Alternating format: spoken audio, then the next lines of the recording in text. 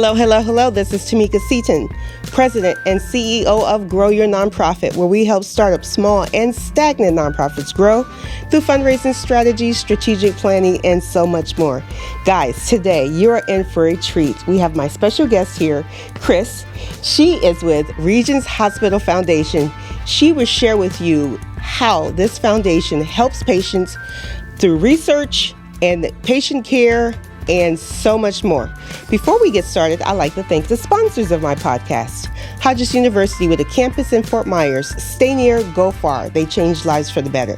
Trinity Life Foundation Naples, helping at-risk youth through their enrichment program. AVID, that stands for the Associations of Haitians Living Abroad. They just opened an amazing center. Well, they will help you with immigration support, utility billing, rental assistance, and so much more. Last but not least, VaxTruth. They just received a grant from the CDC to help raise awareness of COVID-19 and vaccine resources in the Black and Brown communities. So, like I said, my special guest here is Chris.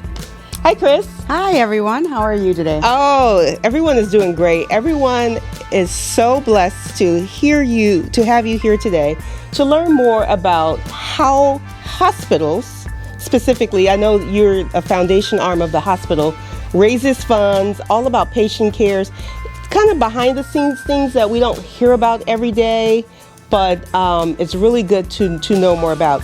So if you could start by telling us a little bit about yourself, how you came into this position, and what the foundation does. Sure. So my name is Chris Pulkrabek. I wasn't going to have to say that last name. So I've been with Regents Hospital Foundation for a little over 12 years now as their senior gift planning officer. So I work a lot with families who want to create their legacy through research or a hospital, a particular program of care like cancer care.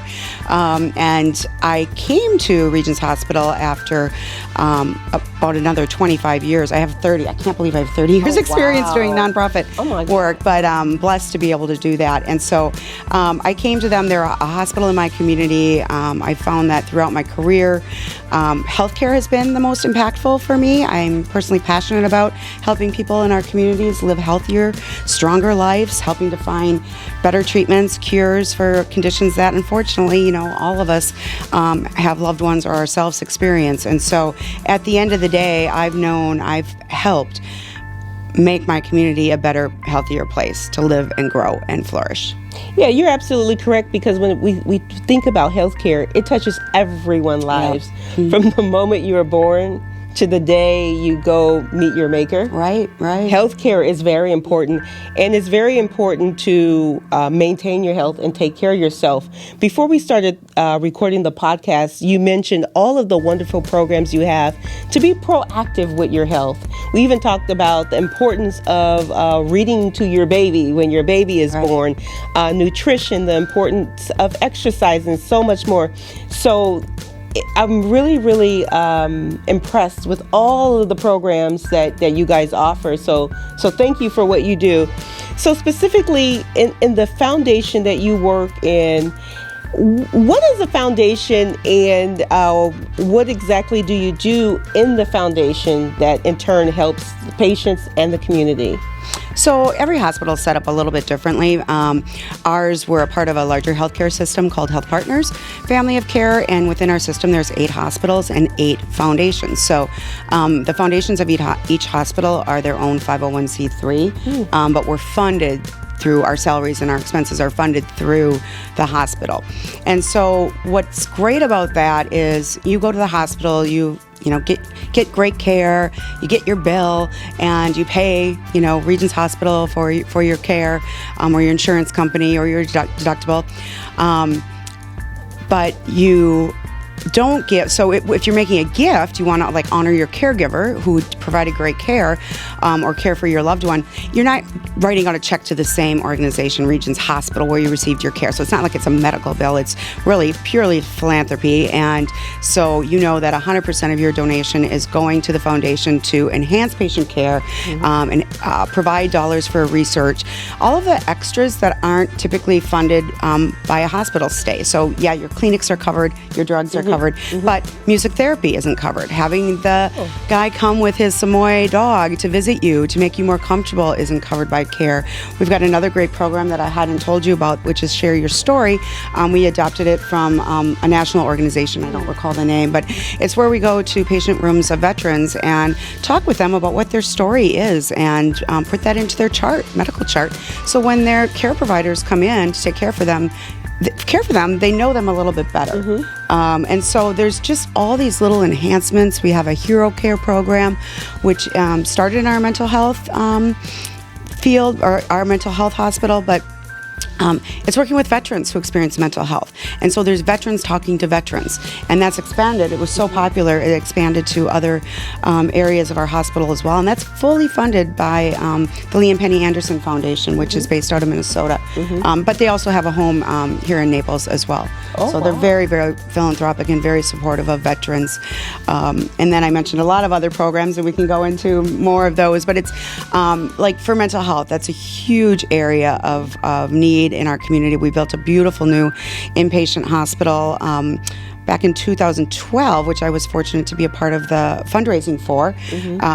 We didn't have to raise for the whole building to be built. That's what the hospital pays for. But we were able to fund things like a new model of care, comfort rooms, where a patient who's experiencing anxiety can go into this room and work with these balls, stress balls, or soothing music.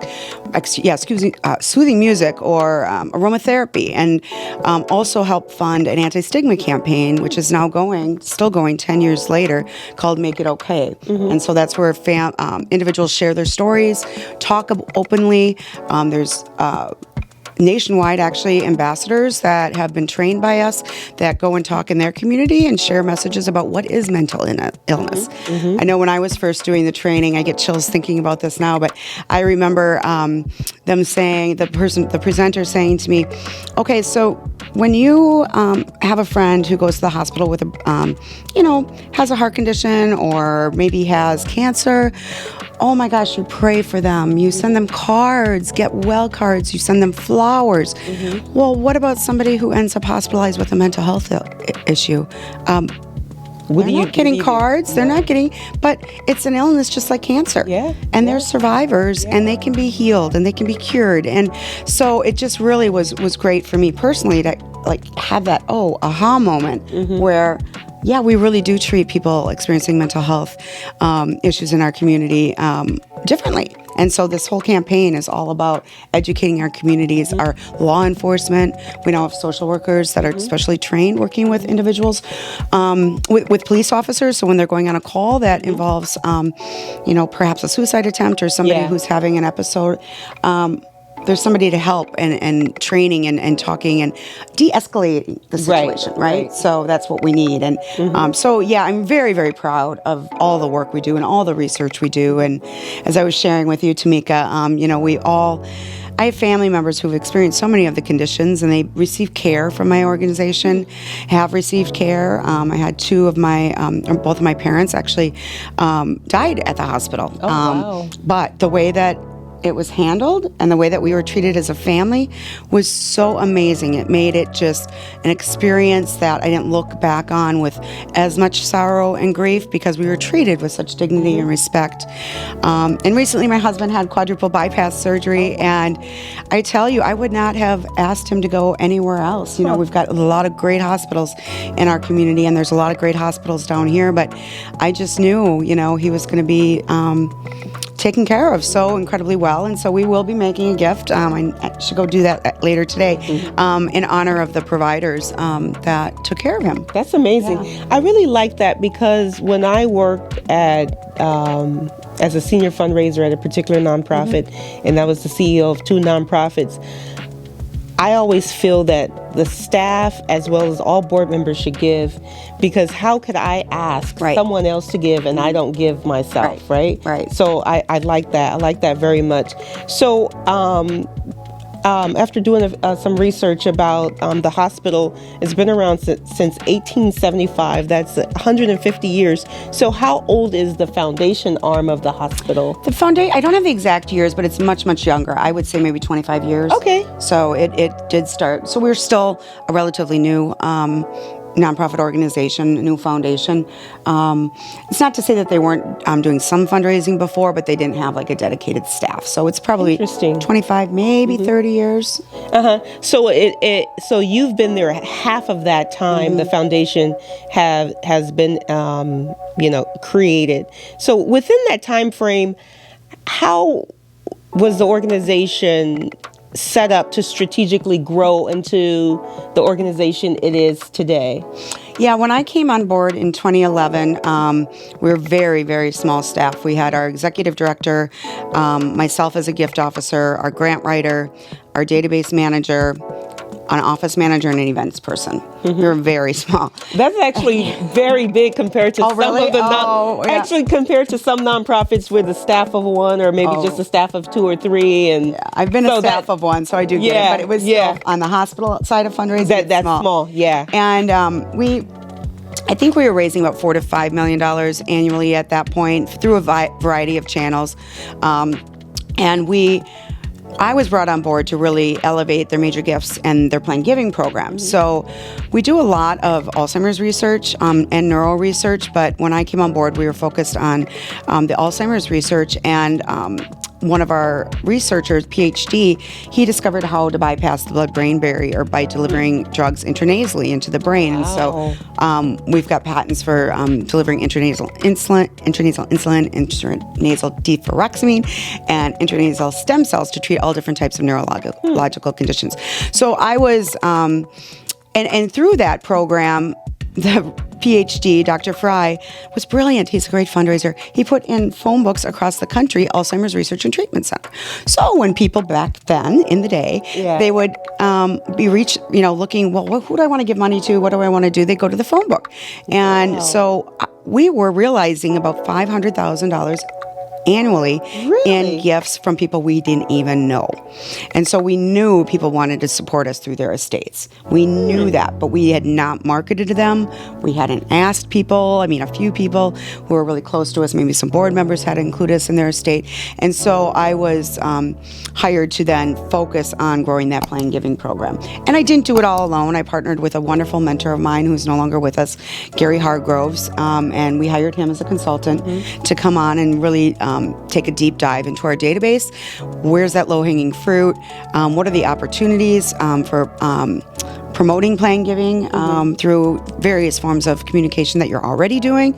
And then how do we enhance that? And so 2 years after we had hired him, so this is around 2015, I became solely focused on the planned giving aspect of our organization. Now, most of you probably have heard that if somebody leaves you in their estate, they're also going to be more obvious. They're oftentimes going to be much more generous with their annual giving as well. And so I do also work a lot with major gifts through the donors who are also legacy donors. So we've really grown that program. And then we hired a consultant out of California, Deloro and Associates, and wanted to grow in 5 years from an annual giving event-based organization to a major gift fundraising foundation. And so we really did a lot of work around our messaging, our communications with our donors, our stewardship,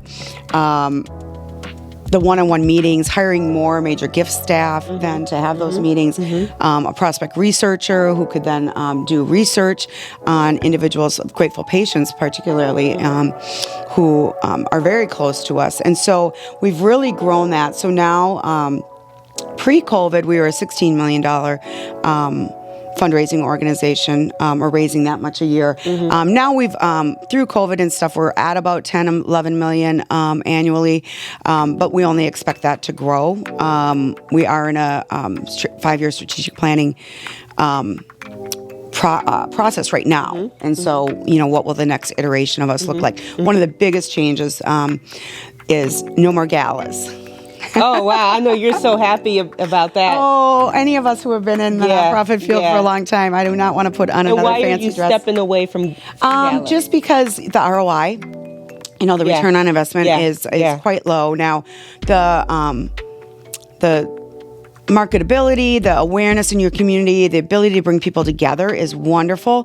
But we really want to focus on that one-on-one relationship with the families, the foundations, the donors, rather than having the CEO of Ecolab in St. Paul buy a table because they're in the same community as Yeah. us, and then inviting their staff to come, Yeah. who aren't really the people we need to be talking Exactly, with. I mean, it's very exactly. great that they Yeah. donate to win wine and donate on our silent auction, but they're not those donors who are going to be able to make those Right. transformational gifts Right. for us, and that's really our focus now. Right. So I feel like we've grown up. Yeah, I like that. I like that you guys stepped away from the events, because during COVID, a lot of nonprofits did not have events. They ended up laying off staff. Some who were brave enough had virtual events and ended up raising more money. Yeah, I know, because it's they didn't have the amazing. expenses. But what's sad is that COVID is not really over, but they went back to their same ways, and the ROI is not there.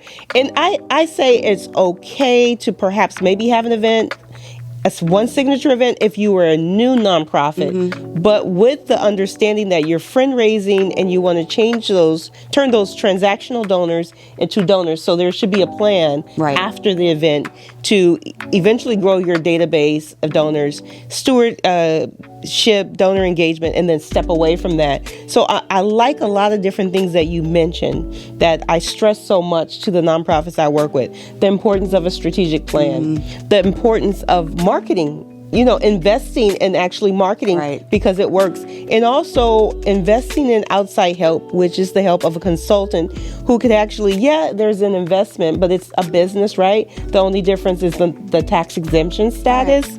But I like that you guys see the value of hiring a consultant to get you guys to the next level. So those are great.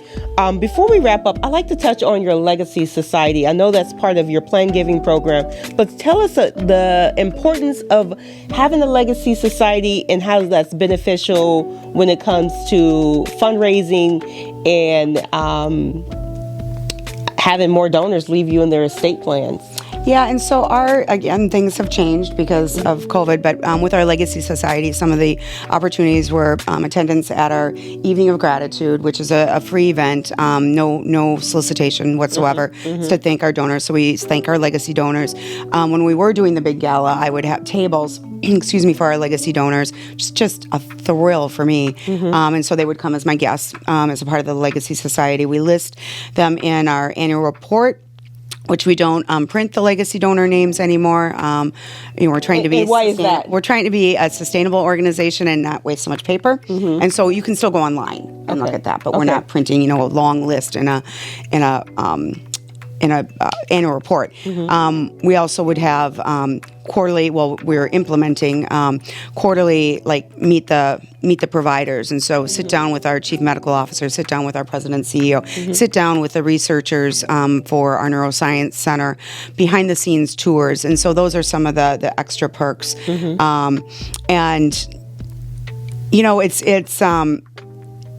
We just have so many ways that we can continue to keep that relationship going, which I really stress with legacy donors, because they can take most gifts are going to be revocable. You do not have to know everything about every gift that is available. Most of your gifts will be bequests. There'll be beneficiary designations, maybe some transfer payable on death, but the less complicated. It's all about the relationship and stewarding that relationship, because somebody can take you out of their revocable gift plan at any time. And so if you're not keeping them close to you and thanking them and showing them appreciation, having them be a part of the insider, working with them on what their values are and what brings them joy. Like I have a family that's coming in a couple of weeks to meet with our whole cancer team. They're leaving over $1 million in their legacy, and then they set up an endowment which they fund now to talk with the cancer team just about what's new and what's happening now. They're including their adult children in that meeting because that's important for them. Because the transfer of wealth you want that relationship with the children because they might have a different, idea of who they want to support. So that's very important. I like that. And as you said earlier, it's so important when you're with an organization to, walk the talk. And so my husband and I are very proud Legacy Society members, and we're annual donors as well. And so I share that with other people. We don't really like to share our story a lot. I like to talk, but I don't really like to talk about myself a lot. Yeah. But so I was interviewed for one of our annual reports, and my husband I was. And at the end of that, it just really put in perspective why I love Planned Giving and Legacy Giving too much, because for my husband and I who don't have children, it makes me feel like I won't be forgotten. That's your legacy. And it gives me chills. That's my legacy. And I'm able to partner with our donors to help them create those lasting legacies, which is a thrill. Yeah. To have somebody thank me Yeah. that they have the opportunity to give me $1 million, not me, but my organization. I mean, it's amazing. And the smiles it brings to their faces. It's just so rewarding. So don't shy away. For those of you who don't have a Planned Giving title, there's great opportunities for blended gifts. If you're talking to an annual donor, a major gift donor who is giving you $1,000, $500. Hey, have you thought about leaving a beneficiary or naming us in your IRA as a beneficiary? Yeah. It can be a percentage, and you don't have to tell me the amount, but I would love to know so I can recognize and thank you. Yeah, that's very important.